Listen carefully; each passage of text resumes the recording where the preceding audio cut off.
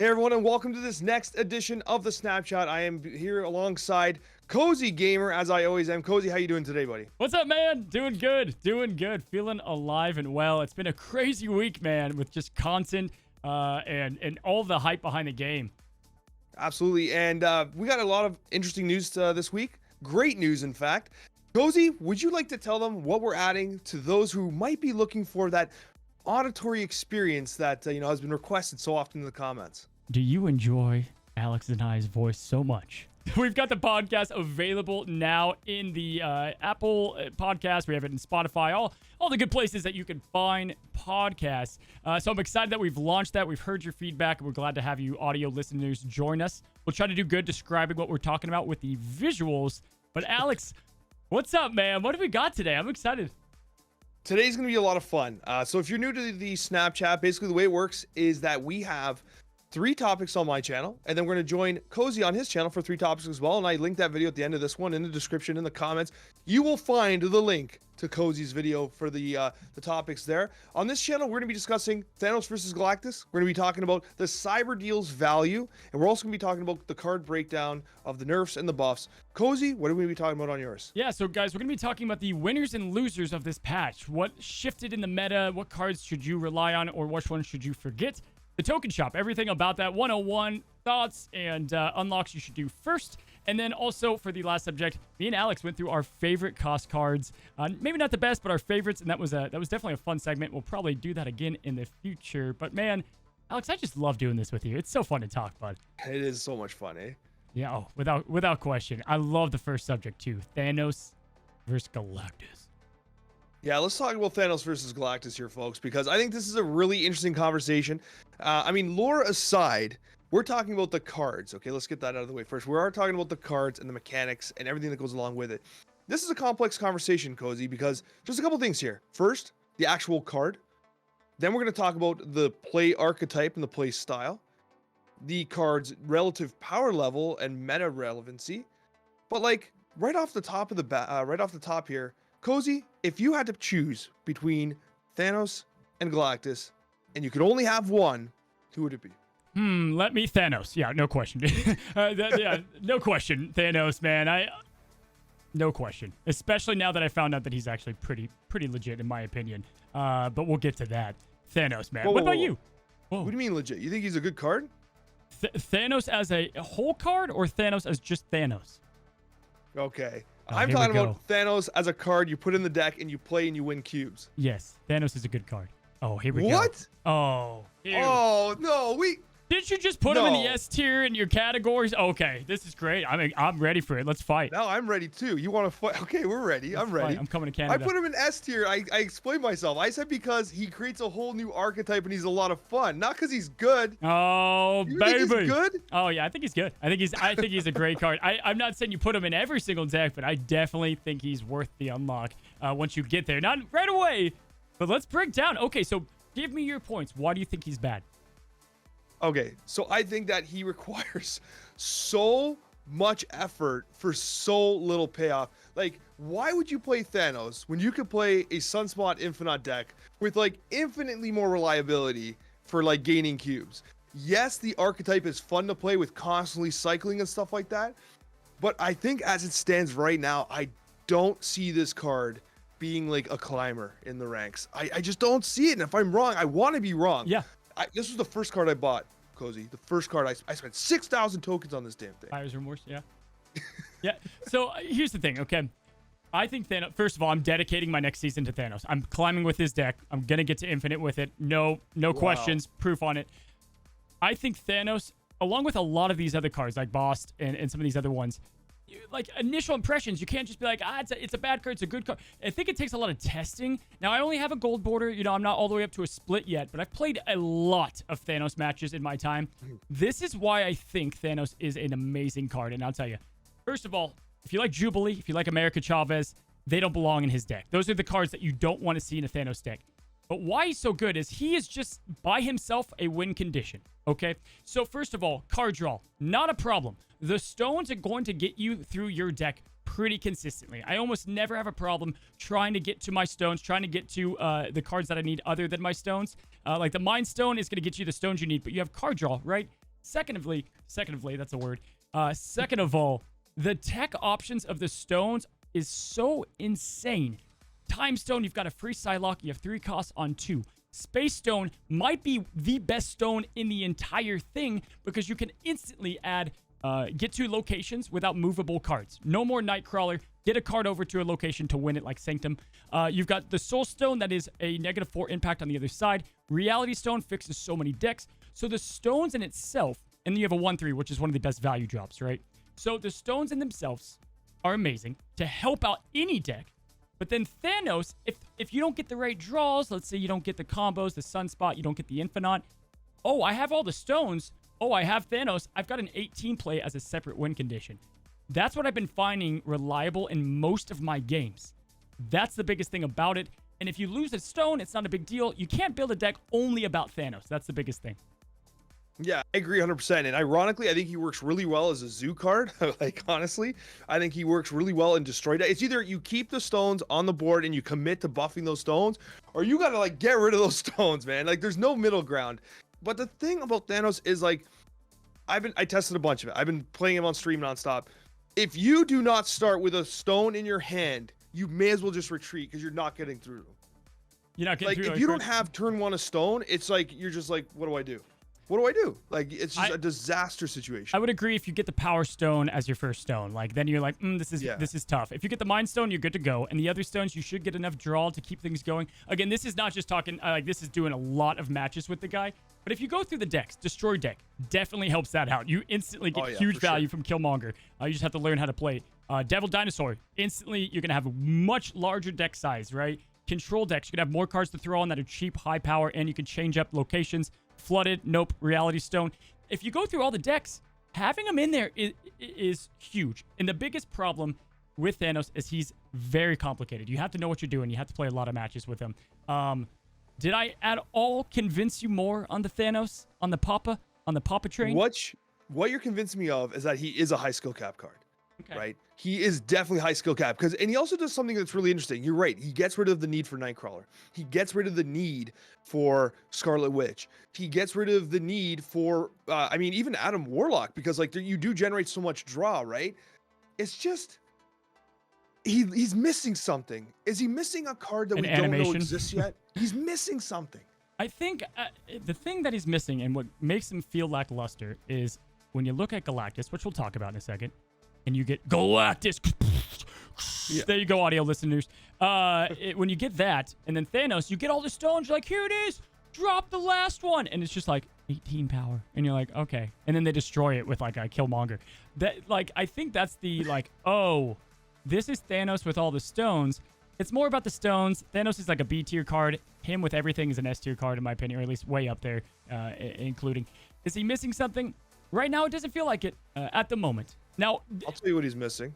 I'll tell you what he's missing. I can't believe you didn't bring this up. He's missing an animation to get the stones in the deck. I said, yeah, I was like animation. Yeah, for sure. Animation. Yeah. Dude, I need to see. I want to see Vision's stone ripped out of his head. I want to see Thor, crying in the background. Spoilers. Yeah. Oh.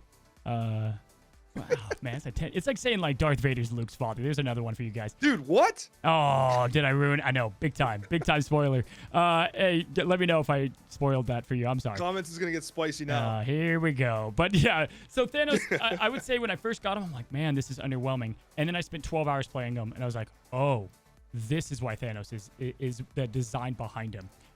So yeah, okay. I like that we disagree. That's fine with me. That's awesome. But listen, I want to be proven wrong. Like, listen, this is the first week. It's the first week, and my experience with Thanos has been very lackluster. But also, I'm a deck builder, deck crafter who might have crafted a garbage deck.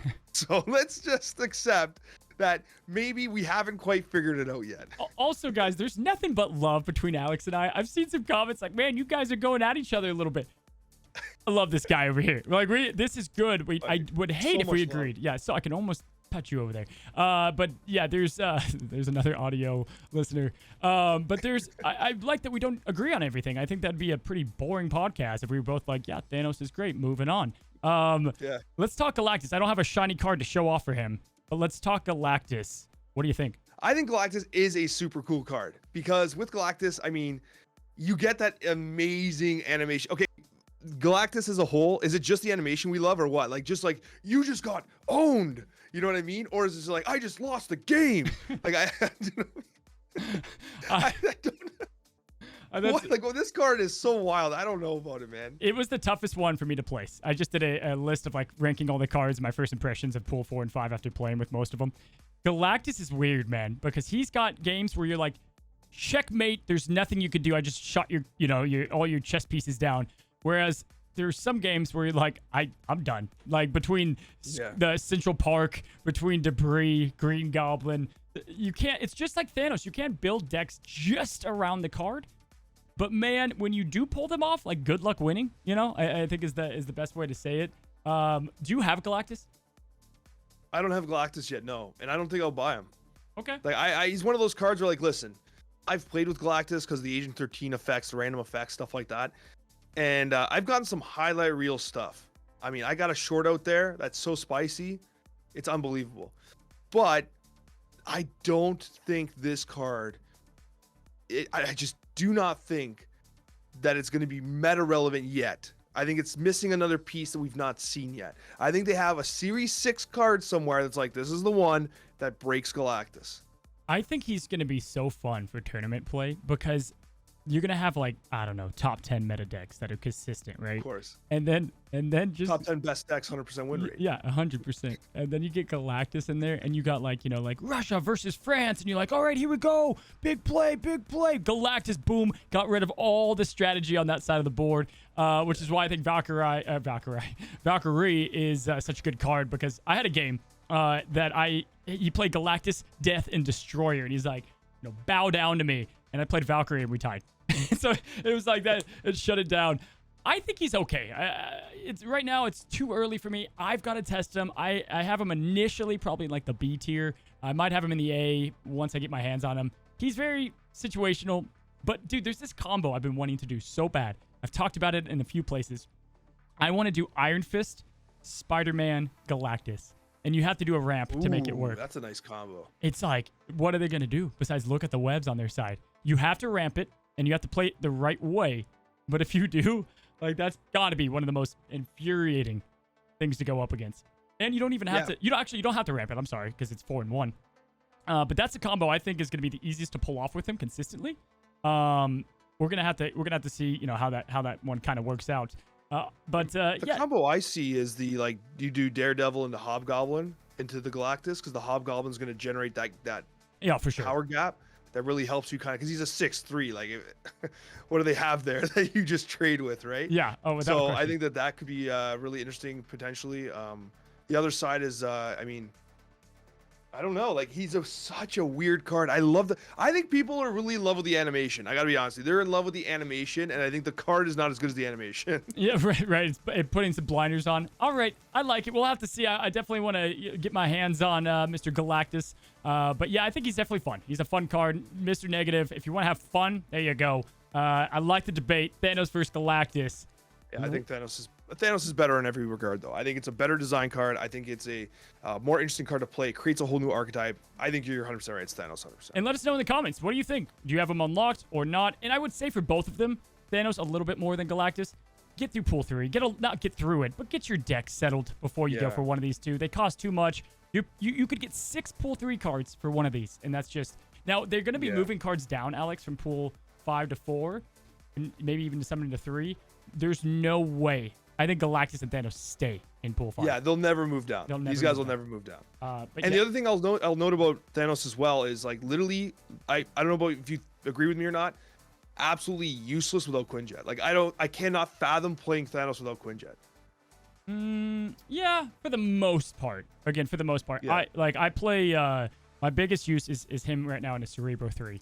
And you get all these free stones, and you're like, "Hey, thank you, cool. Let me turn all these to 3 with Valkyrie, or let me go ahead and use these up and then kill them." And then you get the free Power Stone at 1/3, and you're like, "Hey, another 3. Thank you for that." So I don't have them in that deck.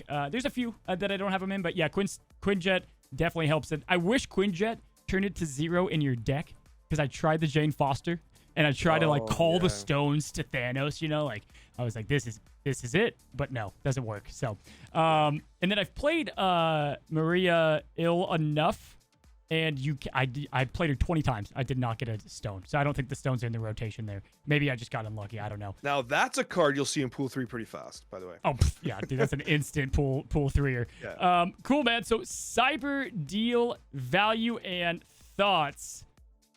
Let's talk about it, man. We've got a brand new, I'll pull it up here. We've got a brand new and, oh, damn. Okay, I'll just expose myself. Like, it's fine. It's fine. It's fine. It's sold. I know.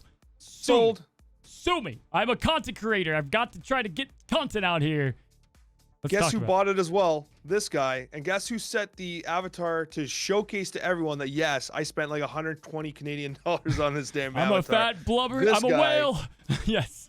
The whale. I love it. I love it. You're a whale. Pretty hard. I'm a whale too. Whale harder, man. I love it. Okay. Let's talk about it all together. I want to hear your thoughts on the value, but also just like just the whole bundle, right? And that it's going to be coming back. There's more coming. I got to be careful what I say. Because I'm about to eat crow, as they say. Because I made a video where I'm like, you know what, guys? There's not enough. I didn't say there's not enough microtransactions, but I was like, we need more reasons to spend money. We got to be able to spend more money on this game. The variants are too expensive. I don't want to buy variants. I don't want to just do my quest thingy. I'm always on top of my quests anyways. And I was like, I made a video huffing and puffing about how there's no monetization options. And then they're like, okay, Alex, you want monetization? How about $120 worth of monetization? Boom, they put it in front of me. It was like a challenge. I'm like, you know what, bro? You got me, buddy. Boom, 120 bucks dropped. Send me the next one, my friend, because I'll buy that one too. So 120 in Canada currency, I would assume. Canada currency. Canadian dollars. Canadian. Don't you have people like ice skating on we your? We actually transact. We transact igloos up here. Like we take blocks of the igloos, and that's our primary way of exchange. Man, Canada sounds like it's a snowballs too. Snowballs is like the cents. That's okay. Igloo dollars. Dang, in California and San Diego, I'm gonna have no currency over here, man. We got no snow.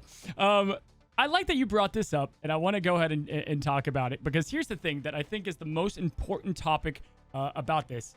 First of all, let's just talk about, microtransactions in this game. There's a huge difference between like a predatory microtransaction and then like just expensive. Don't mix them up, okay? Because here's like a good example. I've played a lot of mobile games in my time. Free things can be predatory too. Things like the clan system where you have to log in, the calendars, things like that can also be, Alex, pretty predatory. So I don't think this is at all a predatory package. Is it expensive? Hell yeah, it is. Is the game phenomenal and it's free? Hell yeah, it is. The game has to have things like this. And the best part is now that it's only gold, they could have just done $100, $120. Yeah. You have to pay with it. That's it. Pay Google, pay Apple. Instead, it's gold. And the math has been done that in the long run, if you want these bundles and you just save up your gold and don't buy variants, you don't buy refreshes, nothing, this is the current best value you can buy. This is a great value. More are coming back. So it's good for free to play. And then it's great for the big fat whales because skins mean nothing and you get a heck of a lot more. And yes, the credits and collector tokens help boost it up. You can do that anyway by buying gold and missions. I think it's a home run hit. The price tag kind of shocked people. But I will take this over any other monetization that are in typical games. And you know what? I think you nailed it, because like you really don't need any of this. Like it's super cool. And for me, like I love this game so much. I want to support Second Dinner, so I'm gonna buy it. The other thing is, I want to correct you. You called it a microtransaction. This is definitely a macro transaction of 120 bucks. Like, come on. This is no microtransaction. You know what's funny too is I hate when they when you have things in the currency like like V-Bucks in Fortnite and all that crap, because they sold 7,500 gold. I'm like, okay, that's not too bad. I didn't do the math in my head at first, and then I was like, what is it gonna take to buy the holy crap, right? So this is a macro. This is a macro transaction. Yeah, we should actually talk about what's in it and what the actual value is. So I believe the math was done to suggest that the actual gold is basically the value in the credits. And then everything else you get is basically just the icing on the cake for the bundle. That is like, you're gonna you can nitpick it, but generally speaking, the credits is the gold, and then everything else is the bundle that you get for making the purchase, from my understanding. So you get 3,000 collector's tokens, which for me is literally one Series 4 card, which amounts to not all that much. Let's be honest. Yeah. So one thing I'll say, dude. Sorry, go ahead. No, go ahead. No. What I was gonna say was what I did not expect At first glance, this Apocalypse variant is okay looking. When you level that thing up, oh my god, does it look good. It is such a good looking card. Like the actual effects are incredible. Dude, I'm so glad you said that because I'm actually all about the Dan Hip one. So I'm like 2 splits in. So I haven't upgraded this. And I was hoping for the Ghost Rider and the Namor that their effects are that much more prevalent. Is it insane? Is it that good looking? It's awesome. It looks so good. Like the lightning you see up along visual viewers, auditory, I'm sorry. Basically the card, it's like a giant robot dude and it's got like lightning rocks coming up the whole side.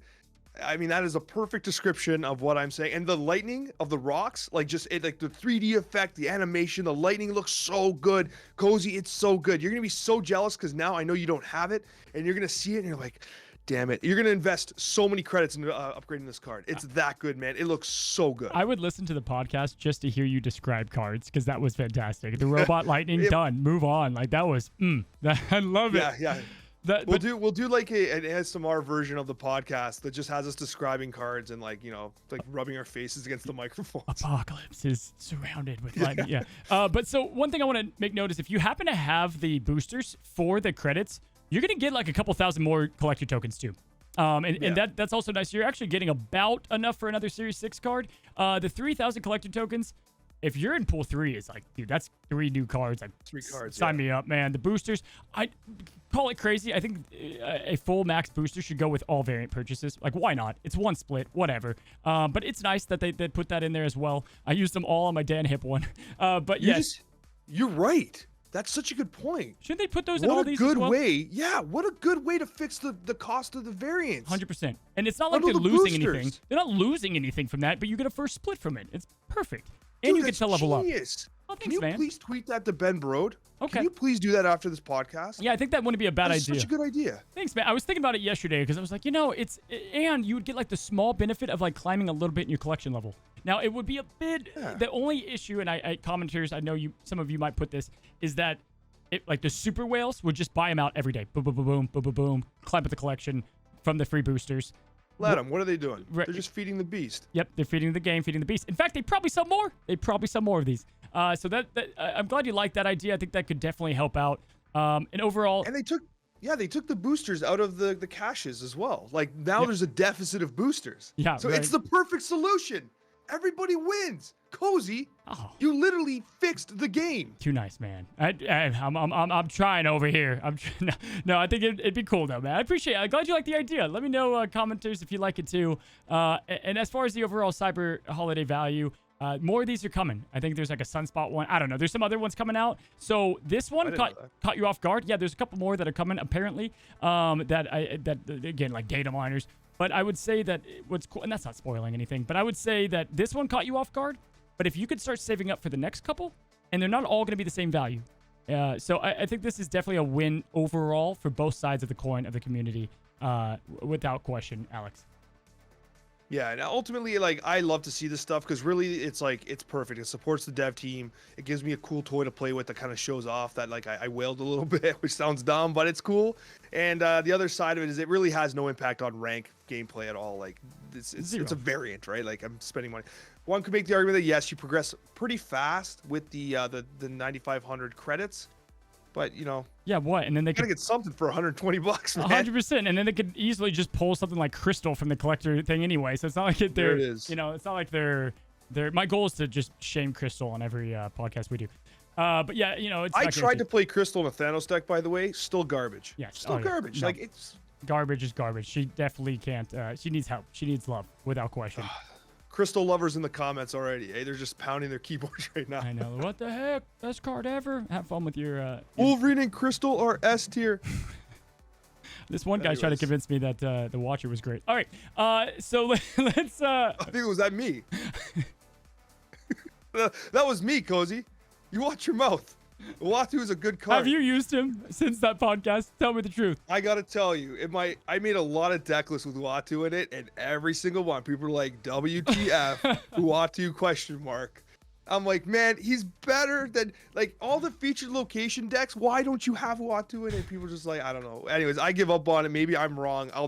That's a hill I'm willing to fight on. I won't die on it, but I'll fight on that hill. I love it. I love it. All right, man. Let's talk about our last subject: cards, nerfs, and buffs. We tried to predict them last week. There were 0 buffs.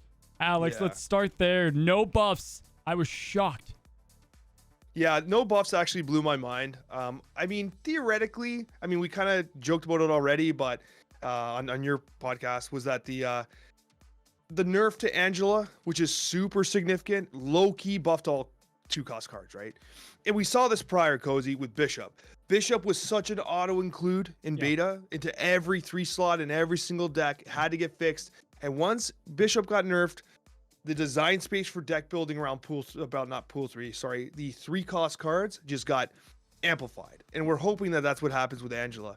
What are your thoughts? Yeah, I thought the Angela one, and I'll bring it up for the visual viewers. I'm going to go ahead and show it up here. It went from a 2-1 to a 2-0 overall for the value, which arguably still the best card in the 2-cost slot. But it opened up the conversation, though, for a lot of other plays, and I 100% agree, especially Mysterio getting touched up. We can talk about him in a second.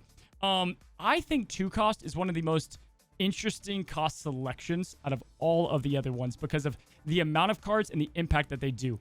Like Mojo is going to be in a lot more of my decks now in Scorpion. But I agree, dude. I think it completely shook up what that looks like. And I like that, man. I love when that means you did a nerf right when it affects all the cards in that one energy pool. So I agree. I like that. And I definitely am opening up my 2-cost play a lot more across my decks. Yeah, and also, like, low key, is it a buff for negative? Like, I mean, that's an argument, right? Negative needed something. I think that negative ultimately didn't get enough, and now Angela slots a little nicer into a negative deck. But you also have Thanos, of course, that can feed that. I mean, it can feed Angela. Yeah, right?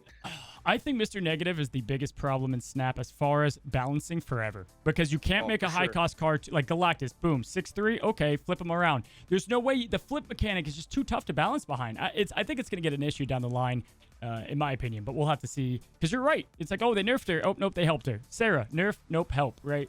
So I like the 2-cost conversation. What are some of the other cards that either you thought should have been buffed or one that did get nerfed that you want to talk? I think we got to talk about Mysterio. I don't know about you. I did not expect Mysterio to get changed. And No. Mysterio, it makes sense though, retroactively, because like, if you think about it, first of all, Second Dinner must have stats we obviously don't see. Like they must have stats about win rates and stuff that we don't see. We get like some derived stats about like from sites and stuff like that, but like not like I bet you a very small percentage of people actually run those trackers and stuff like that to contribute to that data. Like I don't run anything and I play this game nonstop. Yeah. And it's like one of those things like, I bet you Mysterio was overperforming. It had to have been. Like the synergy with the Destroy decks was just wild. That's what it was. Wild, That's right? what it was. They thought the Illusions were going to be a con, and now they're a pro across so many decks, man. Patriot, Destroy. I mean, there's just endless decks that these help out. I was shocked. Number one, Ben Brode has gone on record. It's his favorite card, and it's the first one they ever developed. Get that? That's a fun little fact. Really? Yeah. So Ben Brode said in the Discord, I was actually talking with him pre-launch. And he said that they wrote down in the idea for Marvel Snap on a napkin, I think is what, or on a business card, one of the two, Mysterio and how he would work. And that was like the basis of ability cards. And so I was shocked for that reason. He's one of the most fun cards to play. 2-4 is a big swing. On a card like this, guessing where he is, 1 power difference is a pretty massive swing, actually. Yeah, it is. But he's still a great card. I mean, he's going to be used a lot still. But I was shocked and hurt. But I thought there were other cards that probably needed it a lot more than him. It looks like they just really wanted to address the problem of Sarah Miracle. That was the focus, it looks like. Am I crazy to think that I don't even think Sarah Miracle is that big of an issue? You said it last week. I get it was a really good deck, but like it's a high skill cap deck. I was surprised and like I hit the nail on the head with the nerf. I was actually, remember I said it could be a 5-4 we see, which I thought was kind of, I get your point. But as you know, and I think you were saying on either my episode or we said on this one, but that 1 power difference has lost you games too, right? So it percent it has. Yeah. So and then Mysterio, Angela in that as well, definitely hurts.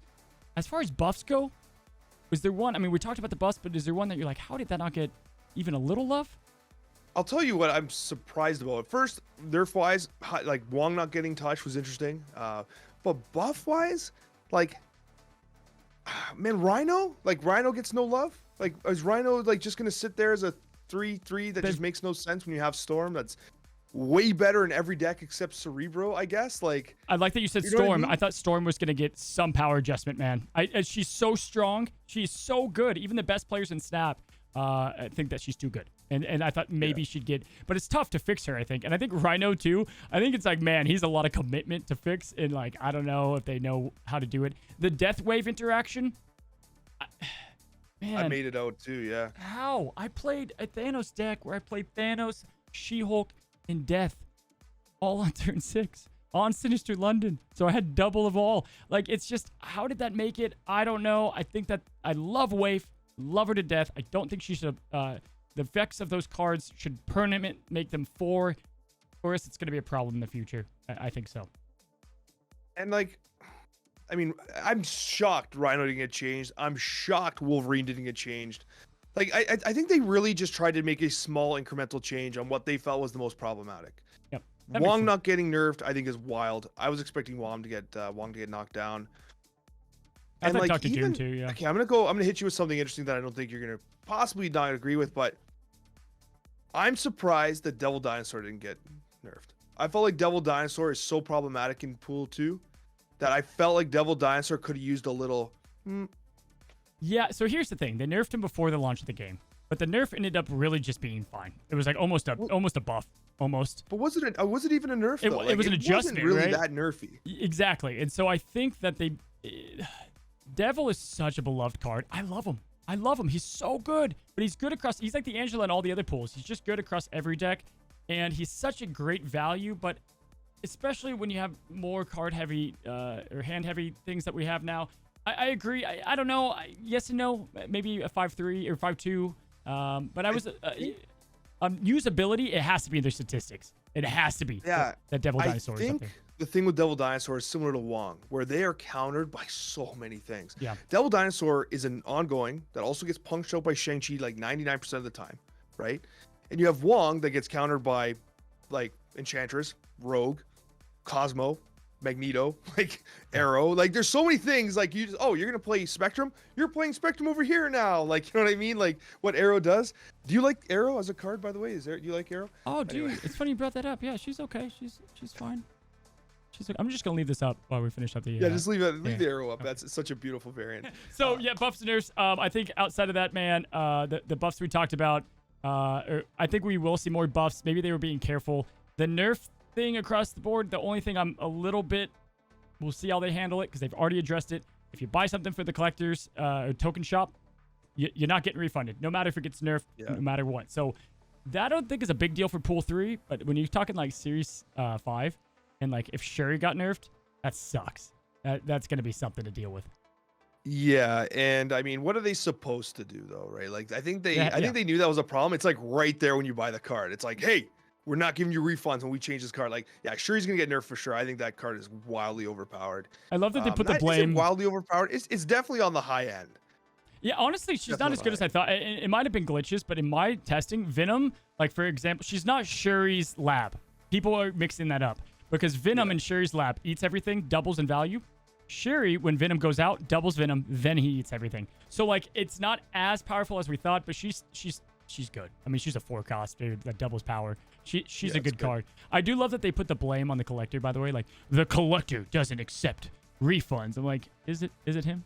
Is it the collector or you guys? But no, I agree. I think that's what they have to do all the way around. And I'm excited about the buffs and the nerfs in the future. I think they're going to keep on. If there's one thing that I can say is the meta has been great across the board, and it's continued to be very all over the place. Let's see how 4 and 5 shift that up.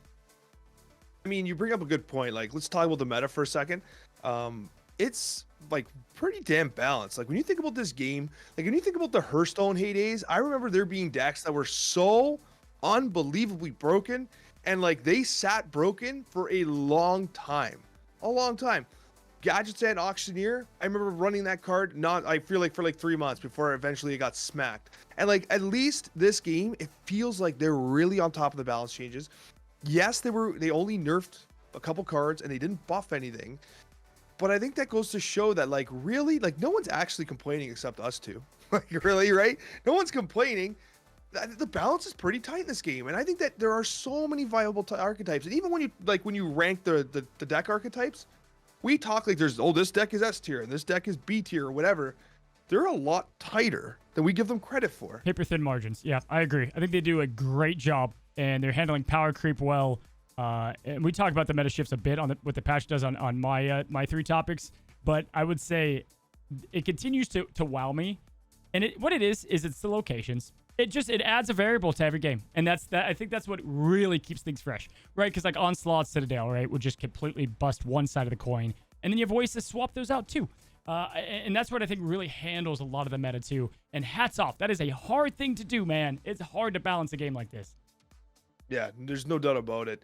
And another thing that's hard to do is not watch Cozy's video, because it's right there. And guess what? It is an absolutely fantastic video. We're going to talk about the winners and losers, to token shops and best unlocks, and our favorite card at every cost. Guys, thanks for watching this edition of the Snapchat, and we'll see you in Cozy's video. Bye-bye.